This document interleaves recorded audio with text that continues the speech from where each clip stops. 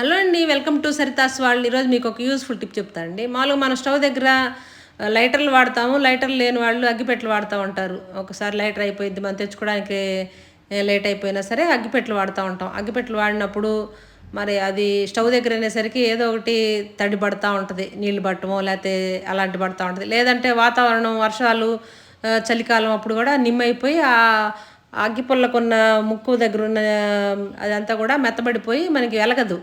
అలాంటప్పుడు మనం ఇలా చేసుకోవచ్చండి. అప్పుడు దానిలో చెమ్మ లేకుండా నీట్గా ఉంటుంది. మనం చాక్ పీసులు ఉంటాయి కదా, చాక్ పీస్ని చిన్న చిన్న ముక్కలుగా కనుక కట్ చేసుకొని మనం కనుక ఈ అగ్గిపెట్టెలో కనుక పెట్టుకున్నాం అనుకోండి, మనకి వాతావరణంలో చెమ్మున్నా సరే నీరున్నా సరే, మనకి వాతావరణం చలిగా వర్షాలుగా ఉన్నా సరే అది పొడి పొడిగా ఆడదే ఉంటుందండి. ఎందుకంటే ఆ చాక్ పీసు ఒకవేళ చెమ్మున్నా సరే నీట్గా అది పీల్చేసిద్ది, అసలు తడి అనేది లేకుండా చేసిద్ది. కాబట్టి అలాంటి ఒక ముక్క కనుక అగ్గిపెట్టెలో వేసుకుంటే సూపర్గా అయితే వెలుగుతాయండి.